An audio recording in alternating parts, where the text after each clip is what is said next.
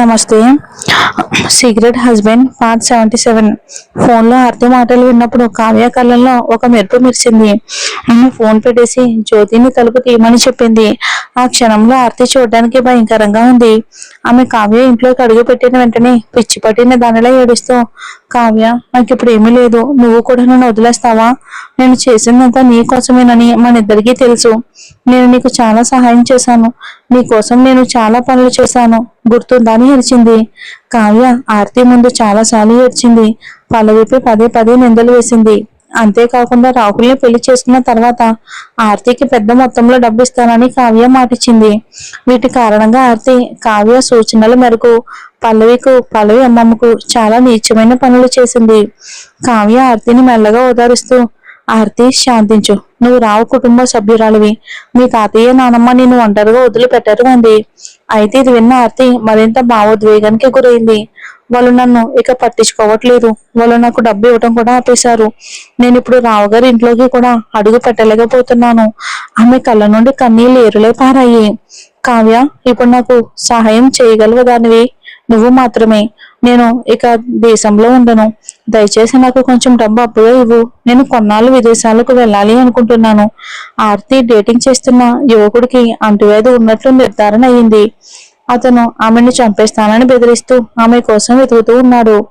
ఆర్తి ఇప్పుడు వీధిలో తిరిగే ఎలుకలా తయారైంది. ఆమెకు దాక్కోవడానికి చోటే లేదు. ఇది తలుచుకుంటున్నప్పుడల్లా ఆమె వణికిపోయింది. కావ్య, పల్లవి ప్రెగ్నెంట్ అని చెప్పి ఆమె బిడ్డను వదిలించుకోమని నన్ను అడిగింది నువ్వే. ఈసారి నువ్వు నాకు తప్పకుండా సహాయం చేయాలి. ఆర్తి నోటి నుండి ఈ మాటలు వచ్చిన వెంటనే కావ్య ముఖంలో రంగులు ఒక్కసారిగా మారిపోయాయి. ఆర్తి మాటల్లో పరోక్షంగా ఒక బెదిరింపు ధ్వనించింది. అదే సమయంలో కావ్య కళ్ళలో ఒక క్రూరమైన మెరుపు వచ్చింది. ఆర్తి తనకి ఎలాంటి ఉపయోగం లేదని అప్పుడే ఆమెకు అర్థమైంది. అంతలోనే జ్యోతి మధ్యలో కల్పించుకుని ఆర్తి మాటలో కడ్డుపడింది. రావుగారు, అమ్మాయి గారు, అది నిజం కాదు. పల్లవికి వ్యతిరేకంగా పనిచేయమని ఆమె మిమ్మల్ని స్పష్టంగా అడిగారా? లేదు కదా. ఆమె మిమ్మల్ని ఒక ఆత్మీయ స్నేహితురాలిగా భావించి పల్లవి ప్రెగ్నెంట్ అనే ఒక అనుమానాన్ని మీతో పంచుకున్నారు. అంతే. ఆమె ఎవరిని బాధ పెట్టమని, ముఖ్యంగా ఇంకా పుట్టని బిడ్డను బాధ పెట్టమని మిమ్మల్ని ఎప్పుడూ అడగలేదు. ఈ మాటలు వినగానే ఆర్తి ఆశ్చర్యపోయింది. కావ్య ఆ మాటలను అంత స్పష్టంగా ఎప్పుడూ అనలేదని ఆమె కనిపించింది.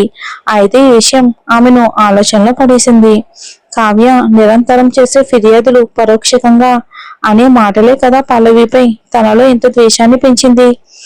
అలా అనుకు జ్యోతి. కావ్య మధ్యలో కల్పించుకుంది. నేను ఆర్తిని ఎప్పుడు నా కుటుంబ సభ్యురాలుగానే చూసుకుంటాను. తను ఎలాంటి కష్టకాలంలో ఉన్నప్పుడు సహాయం చేయటం నా బాధ్యతగా భావిస్తాను. ఈ మాటలు చెప్పాక కావ్య జ్యోతికు కన్ను గీటుతుంది. జ్యోతి ఒక క్షణం లోపలికి వెళ్లి తిరిగి వచ్చేటప్పుడు కొన్ని డబ్బు కట్టెలతో వచ్చింది. కావ్య ఆర్తి చేతిని పట్టుకుని ఇలా అంది, నీకు సహాయం చేయకూడదని కాదు. నీకు ఎవరైనా సహాయం చేస్తే వాళ్ళు విక్రమ్ సంస్థకు వ్యతిరేకంగా వెళ్తున్నట్టేనని రాహుల్ క్లియర్ గా చెప్పాడు. కానీ నిన్ను ఇలా చూస్తూ ఉంటే నాకు చాలా బాధగా ఉంది. ఇవిగో 6 లక్షల రూపాయలు. ప్రస్తుతానికి నెట్టుకు రావటానికి ఇవి నీకు సహాయపడతాయి. నిజం చెప్పాలి అంటే నేను నా డబ్బులు ఎక్కువ భాగం ఓటాలలో పెట్టుబడి పెట్టాను. కానీ నీకు ఇంకా డబ్బు పంపించడానికి ఏదో ఒక మార్గం చూస్తానని మాటిస్తున్నాను. ఆ డబ్బు మొత్తం వినగానే ఆర్తి ముఖం పాలిపోయింది. 6 లక్షల రూపాయలు విదేశాలకు వెళ్లే ఖర్చులను వటించి మన దేశంలో తన తల్లితో కలిసి బ్రతకడానికి కూడా సరిపోవు. వృద్ధాశ్రమంలో పనిచేసే నా స్నేహితురాలి ద్వారా పల్లవి వాళ్ళ అమ్మమ్మ ఆరోగ్యం కొంతకాలంగా బాగోలేదని కూడా విన్నాను. కావ్య కొనసాగించింది. కానీ పల్లవి తన అమ్మమ్మ చావుకు నిన్ను నిందిస్తుందని, నీ మీద పగ తీర్చుకోమని రాహుల్ని అంతగా రెచ్చగొడుతుందని నేను అసలు ఊహించలేదు. ఈ మాటలు చెప్తూ కావ్య తన కంటి మూలల్లో చేరిన కన్నీళ్లను తుడుచుకున్నట్టు నటించింది. ఆర్తి, నేను నిజంగా నీకు సహాయం చేయాలి అనుకుంటున్నాను. కానీ ఇప్పుడు రాహుల్ పల్లవి మాయలో పూర్తిగా మునిగిపోయి ఎవరి మాట వినట్లేదు. మనం ఆమెను తక్కువ అంచనా వేశామని నేను ఒప్పుకోవాలి. ఆర్తి కళ్ళల్లో నీళ్లు నిండాయి. ఆమె మాట్లాడినప్పుడు ఆమె గొంతు అసహ్యంతో నిండిపోయింది. నువ్వు చెప్పింది నిజమే. అంతా దానివల్లే. అది గనుక మా మధ్యకు రాకపోయి ఉంటే నాకు ఈ గతి పట్టేదే కాదు. నేను బ్రతుకున్నంతకాలం అది దానిని ప్రశాంతంగా ఉండనివ్వను. కావ్య దొంగ ఆందోళన ప్రదర్శించింది. ఆర్తి, దాన్ని మళ్ళీ రెచ్చగొట్టొద్దని నేను నీకు సలహా ఇస్తున్నాను. దానివల్ల నువ్వు ఇప్పటికే ఎంత నష్టపోయావో చూడు. కావ్య మాటలు ఆర్తి చెంప మీద కొట్టినట్టు తను కోల్పోయినవన్నీ గుర్తు చేశాయి. చివరికి తన పొరుగు కూడా గంగలో కలిసిపోయింది. మరో మాటలో చెప్పాలి అంటే ఇప్పుడు తను కోల్పోవడానికి ఏమీ లేదు. ఆర్తి పళ్ళు కొరుకుతూ శపథం చేస్తుంది. తన జీవితంలోని ప్రతి క్షణం పశ్చాత్తాప పడేలా చేస్తాను నేను.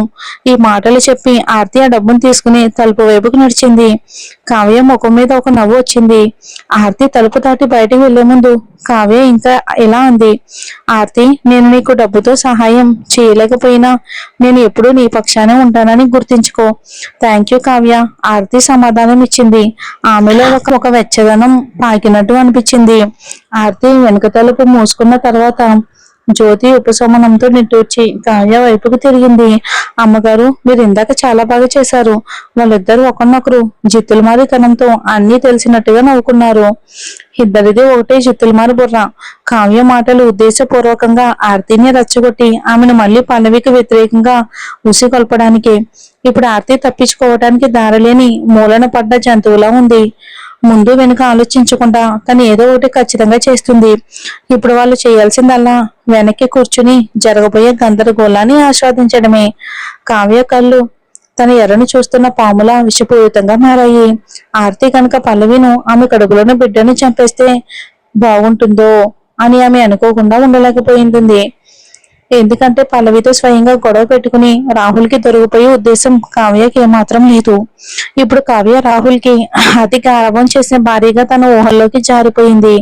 శాంతి నిలయంలో పల్లవి బయట ప్రపంచంతో సంబంధాలు పూర్తిగా తెగిపోయినట్టుగా ఉంది. రాహుల్ ఆమె ఫోన్ ని పగలగొట్టాడు. దాంతో అతను ధ్రువను నిలదీశాడో లేదో పల్లవికి ఏమీ తెలీదు.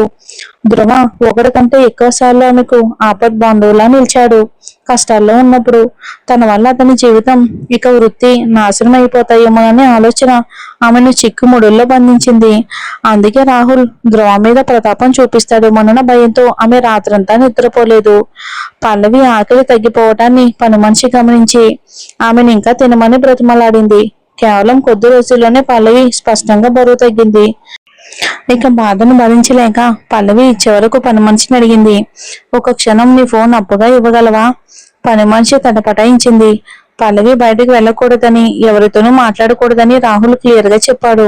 కానీ గత 2 రోజులుగా పల్లవి దిగులుగా ఉండటంతో ఒక ఫోన్ కాల్ వల్ల ఏమీ నష్టం జరగదని, పైగా అది పల్లవిని కాస్త సంతోష పెట్టవచ్చని పని మనిషి అనుకుంది. ఆ ఆలోచనతో ఆమె తన ఫోన్ ఇచ్చి వంటగదిలోకి వెళ్ళిపోయింది. పల్లవికి ధ్రువ నెంబర్ గుర్తులేదు, కానీ నిగిత నెంబర్ ఆమె జ్ఞాపకాలలో బలంగా ఉంది. తన తండ్రితో కలిసి హాస్పిటల్లో ఉన్న నిగితతో మాట్లాడిన తర్వాత ధ్రువ క్షేమంగా ఉన్నాడని తెలిసి పల్లవి ఊపిరి పీల్చుకుంది. పల్లవి అమ్మమ్మ మరణం గురించి నిగితకి ఇప్పుడే తెలిసింది. ఆ వార్త ఆమెను తీవ్రంగా బాధించింది. ఆమె ఇప్పటికీ తన తండ్రి అనారోగ్యంతో సతమతం అవుతుంది. ఇది ఆమె బాధను మరింత పెంచింది. పల్లవి, నాకెందుకు చెప్పలేదు? మనం ఇంకా మంచి స్నేహితులమేనా? పల్లవి తన పెదవిని కొరుక్కుని బదిలిచ్చింది. క్షమించు నిగిత, అంతా చాలా వేగంగా జరిగింది. ఎవరికి చెప్పే ధైర్యం చేయలేకపోయాను. నిగిత నిట్టూర్చింది. ఆమె పల్లవిపై ఎక్కువసేపు కోపంగా ఉండలేకపోయింది. చూడు, నువ్వు ఇదంతా ఒంటరిగా అనుభవిస్తున్నావని ఆలోచన నన్ను చంపేస్తుంది. నేను నీతో ఉండాల్సింది. దాని గురించి ఆలోచిస్తూ ఉంటే నాకు బాధగా ఉంది. పల్లవి తలూపింది.